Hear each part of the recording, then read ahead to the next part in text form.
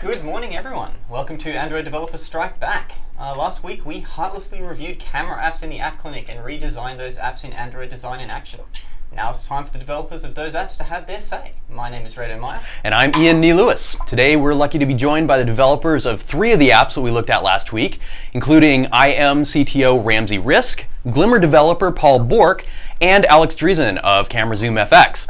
As always, we're safe in the Android developers bunker in an undisclosed location, so Ramsey, Paul, and Alex are joining us via Google Plus Hangouts. Also joining us is our resident design guru, Roman Nurek, live from New York. It's Saturday night. Hey guys. Hey Roman. All right, before we meet the developers, let's quickly review last week's prescriptions. Rato, what makes a great camera app? Well, we went through each of these last week, and really, I think what it comes down to is having something which is really compelling. You know, it's a very visual medium, so you want everything to just work. So, you know, first and foremost, you want it to look great without contradicting the design guide. And I think that was something that we really wanted to emphasize because cameras are an artistic medium. They deserve an artistic user interface. Absolutely. They don't need to look like an alarm clock or a text editor, Yeah. but they need to not contradict or change our design guidelines in a way that might confuse users. Exactly. You want it to be something which is a really rich experience, but not a confusing experience. Right. So that's really the key. We want to make sure that it supports every image in the image gallery. So there's a lot of these apps which are providing filters for photos. We want to make sure that it works, even if the image that you happen to choose is on Picasa or some other image provider. Sure, gallery. Flickr or whatever, yeah. Exactly. The hipster filters we mentioned, you know, some way to be able to browse a community of photography, which I think really helps draw you in and understand what the benefits are. Yeah, that was something that I hadn't really thought about, but it is a really nice bonus to help you feel like you're part of a larger community and compare your photos with others. Absolutely. And the last point which I wanted to mention was that it should work on devices without camera. So Nexus 7 devices, anything like that, which may not have a back-facing camera, but is a really great device for looking at photos and enjoying that community. Now, remember though, we ended up adding one thing at the end though that we didn't put on this slide, and that is that at least as of Jelly Bean, which is a much faster OS UI-wise than previous OSs from Android, you should be able to have jank-free scrolling in your app. So as I'm browsing large number of images, now of course sometimes you're going to see a blank or placeholder image as that image comes down from the network, but if the image has been loaded, you should be able to scroll up and down without seeing any jank. And by jank we mean just frame rate drops, you know, little pauses in the scrolling. And some of the apps did that really, really well, Absolutely. better than our own apps, in fact. Which is always impressive. So it was great to see that, and definitely something which we're going to be looking for in, I think, pretty much all the apps we look at in future. I think that's going to be a big part of it. Absolutely. So let's get started then. Let's have a look at each of the apps. So these are the apps that we reviewed on Friday. That's IME, Glimmer, Camera Zoom FX, and what was the other one? Picnic, I think. I think you Pixar. said IME again, but it's really IM. It's IM. I don't know why I keep Yeah. saying IME. No, I don't know. We'll have to ask Ramsey, see if he's willing to change the name. It's going to make it much good idea. easier for me. Yeah. So happily we do have the developers of 3 of these apps to speak to today. We're going to start with Ramsey from IM. And so before we do kick over to him, I just want to show you quickly on screen here what the lab results were, judging by the criteria which we put forward. And I think the 2 big concerns we had were the ability to support every image in the gallery, and I think we had a couple of concerns about the design guide. And can you remember what was the jank factor like on IM? I'm sorry, I don't. I think it was reasonable, but I was don't think okay. it was the standout. So let's get Ramsey on and let him speak for himself. Yeah. So hi Ramsey, can you spend a little bit of time, tell us a little bit about yourself, a little bit about the app, just so the audience knows who you are. Absolutely. First of all, thanks for having us, and thanks for the review.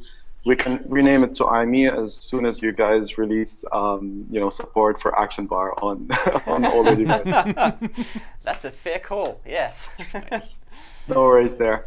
So I'm Ramsey. I'm one of the engineers behind IM, and one of the 4 guys that founded it originally. Not much to say about myself. I develop Android, among other things. Our team has grown over the last few months, and now we have actually some really awesome developers that are taking care of most of the Android development. That's why the app has gotten so much better over the last couple of months. But yeah, and IM itself is, well, you can say it's a photo sharing platform, but we like to think of it as the next generation of photo discovery. So, photo filters, hipster photo filters are all awesome, but what we really like are data filters. And what we think is that the fact that you're taking a photo with your mobile means you have so much more information available to you that you don't need to make the user enter. So you don't need the hashtags, you don't need all of that. You have the location information, you know what sort of location it is, and based on that, you can always learn a little more and make better recommendations. And that's what we're trying to do with IM. So the idea is, whenever you take a photo, you're telling us a little bit more about what you like and how you live. And we use that, learn a little more, and make always better recommendations so that you're always getting nicer content recommended to you, and you're always discovering content sort of independent of the social graph. So it's, buzzwords, topical graph, interest graph, all of that. And that's what we're focusing on. Very nice. And that's, in fact, I think the key thing for me when I was browsing through the app was being able to sort of follow these little breadcrumbs of links, things, oh, that's taken in at the Android building. I would love to see how many other photos there are. So that, for me, was really compelling as a way absolutely. to It's drive a very, usage. very interesting service. Well, can I say one more thing quickly? Yeah, please, yeah. It's all about you. Awesome. Well, first of all, I want to apologize because the app crashed while you were demoing it, while you were trying to take a photo. And I mean, this is a funny story because we'd actually just released that update a couple of hours before the show. And we'd switched our location detection stuff into the repository that you have on Google Groups, the Pro Tips location source. So we're sort of inspired by that, and we tested it, and it was all okay, except in the case of latitudes that were minus 120, 122. So basically, and thanks for reporting it, because otherwise we wouldn't have found that bug. But, Well, you're very welcome. It was pretty cool of you. Yeah. Oh, that's great. That's really interesting. So Roman's just playing with the app. Ian is playing with the app right now. Roman may also be, but I can't I like see how Roman. Googleplex is a tech startup near you. Yeah, that's how we roll. Absolutely. Well, I can see a lot of duct tape in this room, so I'll buy it. Yeah, there you go. So yeah, I think the scrolling is definitely usable, but as you said, it wasn't the standout. There are apps that scroll a lot better than this. But in general, the performance is pretty good, and I really, really like the way that you can see these different categories. Oh, yeah. Although some of them are a little bit mystifying. Like, I don't know why that pretty girl on the train tracks was labeled coffee. Maybe that's some sort of slang that I don't know. Don't ask, don't tell. I think that the main objection that we had to the UI was the camera button. What do you think, Ramsey? I absolutely agree. I mean, it's you guys definitely know this. I mean, it's a bit of a challenge trying to keep up with design guidelines in a lot of ways, and especially like you said, when it comes to photography apps, you have to have like your own spirit. And we're a very design-driven company, so we have a team of people that are always tweaking this stuff. And actually, this is one of the things that they're looking at. So they started basically looking and realized that issue when you mentioned it last Friday, was it?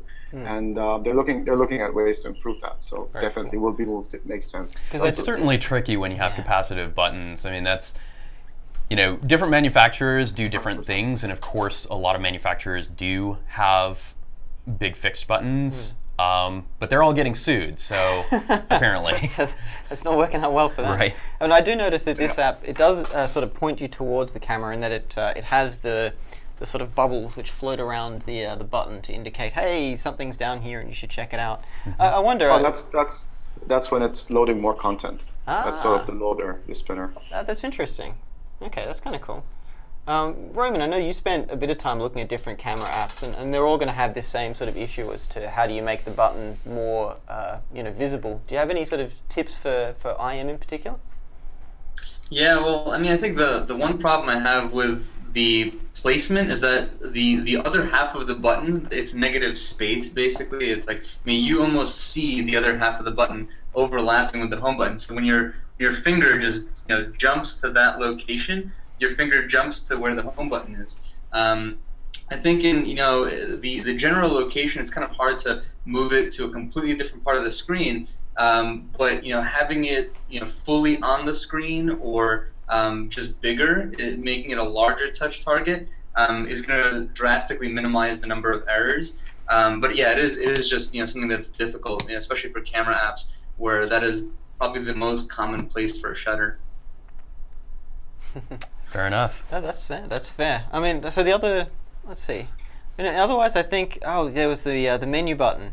Yeah, Ramsey, help us out. You got to get rid of the menu button, man. Oh yeah, guys. I mean, actually, like the stuff that you mentioned, it's all being taken care of. We're doing final testing for supporting, going up to Target SDK 16, and we've dropped the camera required, made it into camera provision is now required false. So basically, you can use it with or without. And what else did you mention that we took care of? The Picasa gallery stuff, yeah. Sorry? Being able to edit images from Picasa or Flickr or wherever else. That's all in there. That's should be hopefully out there tomorrow night. Oh, that's awesome. And and image scrolling, I think we might have nailed the jankiness part. Oh, I mean, good. it's a big challenge. That's awesome. It is really hard, isn't it? It's when you're dealing with this much information, and these bitmaps are large enough that any one of them could just about blow your Java heap. We've actually spent a long time here just trying to figure out all of the best techniques for that. Dan Galpin's been working on it. Yeah, he has. In his spare time, which right, but I will say that at least on this build, the jankiness does seem to be increasing a little bit, making me think that there is a memory leak somewhere or some kind of resource leak. But yeah, that is the problem exactly. It's we do cache images, so we have two layer caching. Yep. And the disk caching, it seems that the disk caching is causing some of these issues as well. So the seek time on disk, which is what we're trying to figure out right now and finalize. Okay. Awesome. Yeah, we'll definitely be keeping an eye out for that. It sounds like you've pretty much already done all the things that we thought needed to be doing. So right. Really looking forward to this. We're still looking for a pure Java solution, but I think that for some photo things, you actually do have to drop down into the Linux layer in an NDK. Because at that point you can do efficient file mapping and you can do decoding with Neon instructions instead of with Java instructions. So that may be part of it. Yeah. There's also one thing that you have to avoid like the plague is allocations during your scrolling, because as you acquire and release objects, every release is a possible GC. Yeah. We'd definitely love to hear from you and from your team once you guys have the next launch out, and if it is nice and smooth, it would be great to hear some of the hints that you guys might have for other developers, which are going to be encountering the same thing. And some of our other guests may have some advice as well. Absolutely. Yeah. Now let's go ahead and take a look at Roman's redesign. Do we have one for that? I don't think we do. For IM, I think Roman left that one alone. I think Glimmer and cameras. Good the way it was. I think so. Except for that camera button. Except for the camera button. Roman, you didn't feel like you wanted to spend half an hour, just talking about different ways to put a camera button on screen?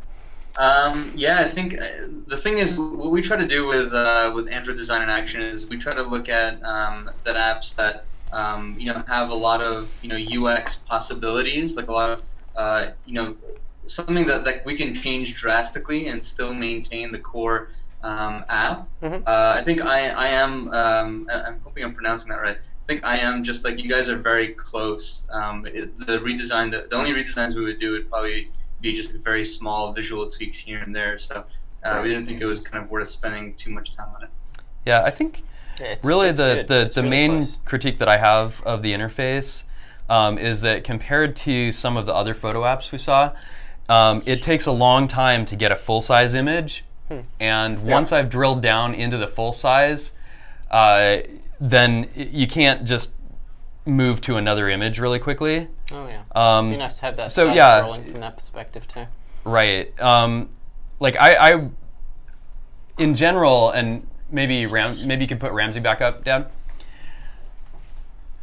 I think when I'm looking at this interface, I feel like it's got everything that I want, but it's not ordered in the order that I want it most. So the frequency of wanting to go from picture to picture with some of this information is much lower than wanting to actually interact with some of this extra information.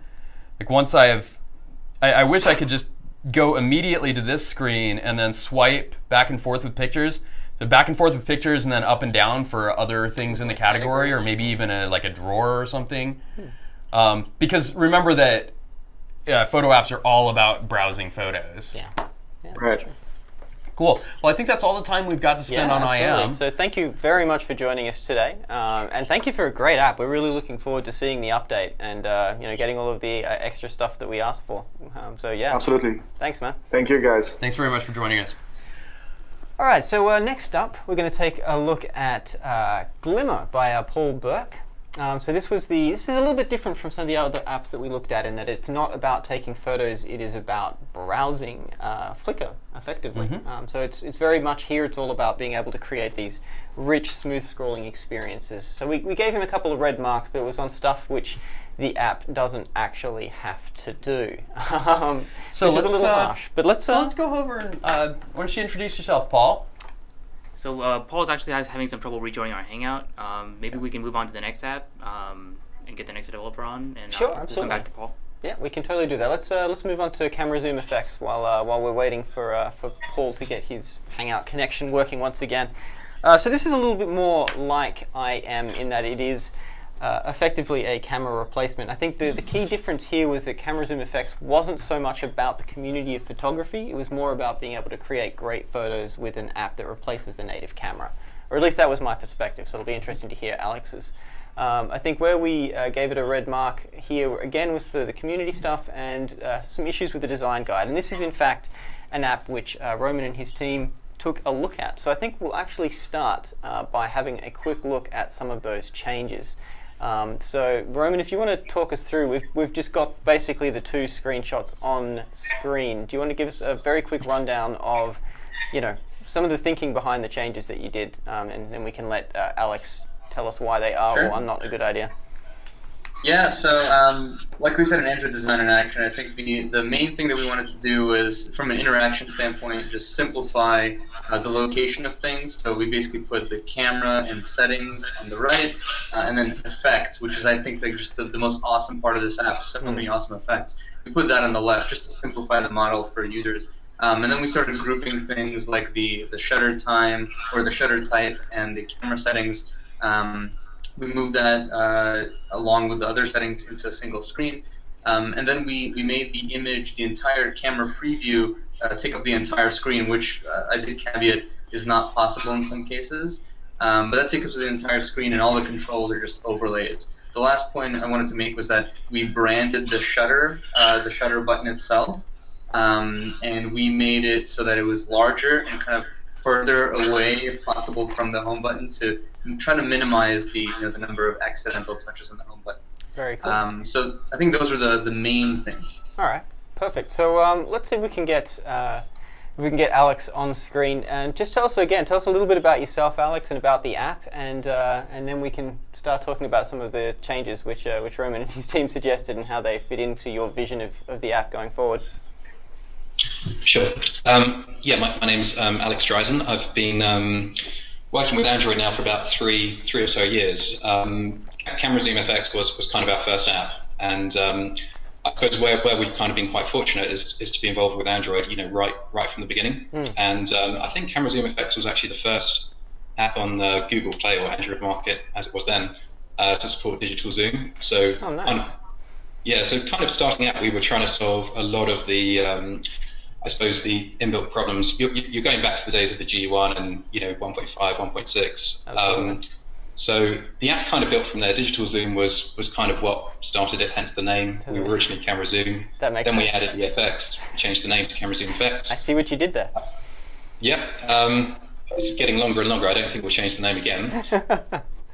But yeah, I mean, essentially, there are kind of two halves of the apps. There, as you mentioned, the first half is at the capture time, trying to kind of improve on the ability that people have whilst they're composing and taking pictures. So we're looking at things like grid compositions, stable indicators, burst mode, time lapse.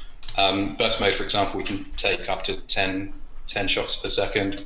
And I guess kind of where we're going is we look at doing a major update every year. We did a major update last August, and you can probably see my cat actually has just come into the frame here.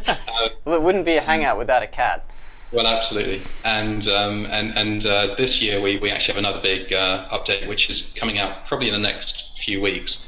That's It's exciting. actually so I'd like to kind of say thanks to Roman and to Nick for looking at the redesign actually, because it's very good timing for us. We hadn't finalised the design, so what you've given us is the chance to kind of see, what we've got, what's working, and where we can improve. So a lot of the points that you raised, we completely agree with. So starting with things like the shutter button, we have had a lot of feedback around that. We are making that bigger. We actually love Roman's design. With the wheel, the color effects around that. We think that looks really great. Cool. We like the fact that it's bigger, it's further away from the home button. We also agree probably the most useful settings in the app are kind of the power features, if you like. So the changing the autofocus mode. So we kind of agree with Roman's points there about moving that to the right hand side of the screen. I suppose the only issue that we have is that because the app is kind of in two halves, we have the the capture time and the FX screens. What actually happens once you kind of flip to the FX mode, the FX becomes the kind of the most important toolbar. And what we try to do is have a kind of a similar interface at the capture time as you would have at the FX time. So That makes sense. that's kind of one of the reasons why the FX has ended up on the right. But we are kind of reviewing that to see if there is possibly another approach we can take. Yeah, I can't remember exactly what Roman did with this, but I remember when we reviewed it, we said it would be actually interesting to put this on a view pager so I could go back and forth between camera and effects, or have some other Some mode easy switch way to that- switch between, yeah. Yeah, I can but, see why you want to keep the interface sort of similar in that once you learn it in one mode, you don't want to have then a completely different experience when you switch to the other mode. Yeah. So, all right. Well, so here's a beautiful photo that I just took. Very nice. Yeah, Reto making kissy faces at Dan. So yeah, Roman, what all is wrong with this interface, or could be changed, or could be better, or Paul, this is Paul, right? No, this is Alex. This I'm is sorry. Alex, yeah. Or Alex, do you want to weigh in on what you're changing here? Yeah, I mean, we've actually got a whole bunch of changes coming down the line. We're actually moving up from version 3.5, which is on the Google Play now, up to version 4. So it is a major update. I mean, some of the features that are going in there, auto rotate, I know it's something that you mentioned on the nice. clinic, and Yeah, absolutely. we absolutely agree that needs to be in there. It's actually been quite a bit of work because there's so many controls on the camera screen, and we actually have to, in terms of the actual, it's a landscape screen, but you have to present some controls kind of turn on their side. So that has created work for us, but we're pretty confident. We're kind of happy with the way that's gone. Oh, that's great. We also, following on from your feedback, you talked about being able to work on devices with, front-facing camera only, or devices that have no camera. That's something that will be fully supported. Oh, that's We're looking at doing more on the Holo theme. So again, Roman's work, we loved it. I showed it to my designer, and he's kind of, let's kind of do what my designer's done, and let's kind of do what Roman's done, and kind of put the two together. And we think we've got something really good. Oh, outstanding. This is such a treat. So we review these apps, and then within a couple of weeks, we're going to have new versions of all of them with all of the features we asked for. We should review more apps. Yeah. No, that's Yeah, really we're great, man. super That's happy great about news. I kind of almost feel like there's not much left to ask because we can just look in a couple of weeks and see exactly what they've done. I'm really curious to know what sort of problems you had, or what sort of challenges you need to overcome developing this app for Android. Because obviously it does a lot of very complicated work. Yeah, I guess because we kind of were there from the beginning. We were always trying to support right back to Android 1.5, and when you look at cameras, you have so much. The main complexity is in the camera screen, not in the FX screen. Sure, and yeah. on the camera side of things, it's really just trying to pull together a consistent app which can deal with. Everyone has different focus modes, different scene modes, different filters available. Zoom works differently on different phones. We actually managed to even provide zoom on phones like I think it was the Nexus S, which didn't support any kind of zoom at all. So it really has just been a case of just going I mean, I have at home. I have eight devices myself, and we have testers all around the world who are giving us feedback and saying, what works. One of my test devices is not necessarily going to work somewhere else. Yeah. So the real complexity is to do with the fragmentation, but it's also it's been a real opportunity because we're now at a position where we have over 1 million users all around the world, and we're getting this amazing feedback from all different places. So it's an opportunity, but it's an ongoing challenge. And every time a major new device comes out, like the Nexus 7, before that, the Galaxy Nexus, we were always facing problems. And in the UK, one of the problems that we have is that we get the devices after you. So Good point. often our users will find problems before we even have a chance to fix them. So it's an ongoing battle. But we're really happy with where we've got to. I think this particular release, we're focusing a lot on the design and adding some additional camera features. So, for example, things like brightness, exposure controls, ISO controls, which again vary quite a bit between devices. Pinch to zoom, we think we've got that working now in a way which won't affect the older devices. So we're kind of happy with the way it's looking. We're going out to beta next week.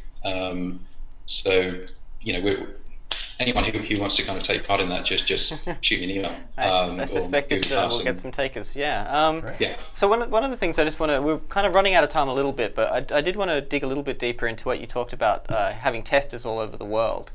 So I think with a camera replacement app, as you say, you're going to be right on the forefront of really having to test on a lot of different hardware because there are just a lot of different cameras. So are those people who work as part of your organization, or do you have sort of a public alpha testing group of people who you send out, to test the app on a lot of different hardware? We have a group who, every time we go to beta, they pretty much, they're our core group of testers, and that's going to be sort of between 10 and 15. And then in addition to that, what we do is, once we are at the stage where we're ready to go to beta, we do invite people, through channels such as this, or when people email our support desk, we'll kind of say, actually, the feature you're requesting, that's something we've worked on, and would you be interested in seeing the beta for that feature? Oh, awesome. And nine times out of 10, they're going to say yes, send it to me straight away. And particularly if someone's emailed you recently, that they have an active interest in your app. Absolutely. The fact that they're talking to you, that they're going to spend the time looking at it, giving you valuable feedback. So, to be honest, it's never been a problem getting testers. That's never been a problem at all. Yeah. It's kind of, I suppose, having enough time to kind of spend on each case, I suppose, is probably more challenging. Sure. I can see how that would work. I mean, it's, as a user, that's what you really want, is like you email the developer and go, yeah, this thing isn't working on my phone, or I want this feature, and to get that email back going, yeah, actually we fixed that. Do you want to beta test it? It's kind of an awesome experience. Maybe Absolutely. It's because we're geeks, but it certainly tells me that the developer cares about the app and cares about the community of people using it. Well, and I think as a developer, feeling like you've got a community behind you that's got to be a great feeling. So bravo. We are just about out of time. Was Paul able to get in? Paul was not able to. Paul was not able to join the hangout. I think something to do with his tablet. So. Okay. I think he was joining us via a device rather than a computer, which is. It's impressive that it can be done. It's unfortunate that it didn't work out, but we'll try and get some feedback from Paul and maybe share it on G+ afterwards. I think it would have been really useful to talk to Paul because I think Glimmer was the app which had the incredibly smooth scrolling. This is exactly what happened, right? We said, maybe some people will give us some hints about smooth scrolling. Boom, Paul's gone. And he's given it the... I didn't realize that was this kind of show. Yeah. He's going, you're cutting off. I'm going through a tunnel. All right. Thanks Let's go ahead and wrap up then. Thanks anyway. very much, Alex. Thank you, Ramsey. And thanks in absentia, Paul.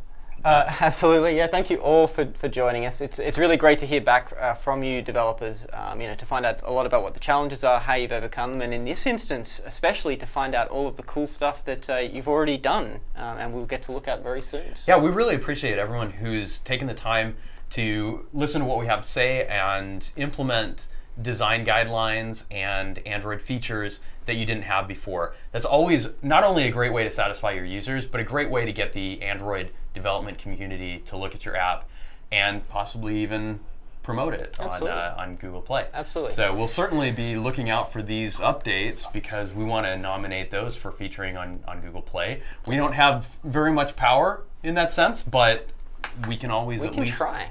Send an email. Absolutely. And I think these apps are good enough that it's going to be self-evident. I think they're fantastic. You put them in front of someone, and I think they'll see the benefits straight away. Also, coming up later this week, so on Friday, me and Ian are going to be back for the App Clinic to get the apps, which we're going to then talk about next week in this show. So this week we're going to be looking at travel planning and booking apps. Yes. And we're going to go back to our desks after this and choose the apps to look at. So if you haven't already nominated your favorite travel booking and or planning app, do run onto the moderator page now. You can find that at developers.google.com/live/Android. Navigate your way to the App Clinic show for this Friday, and the moderator page will be right there. Absolutely. And in what will probably turn out to be a fruitless attempt to be more prepared, we are also going to choose the apps for next week tomorrow so that we'll have a week to look at them. So if you have any specific ideas for, I'm sorry, what was the... I have no idea what our you should go and look at our moderator and find out what we decided next week is going to be. Indeed. What were we saying about being prepared? That we were going to try and do it and fail miserably. So I think the intro we've to nailed this that. show went well, didn't it? It did. You can tell. Just, the first couple 5 minutes, of they were preparation. good. I'm happy that we went that far at least. And then of course we've got the games review with Dan, and I don't know who's going to be with Dan, and I don't think we should even try. You know and what? Guess. The entire game show tomorrow is going to be a potluck. It's going to be very interesting. Game show. Outstanding. Yeah. Well, that's something to look forward to. Absolutely. Let's see. So yeah, that's it. That's it for us. Thank you again. Thank you to our developers for joining us, and to Daniel for engineering the show, and to Roman for joining us all the way from New York, where it's late in the afternoon by now, and I'm surprised he hasn't already gone home. My name's Rado. I'm Ian. And thank you again for joining us. See you later.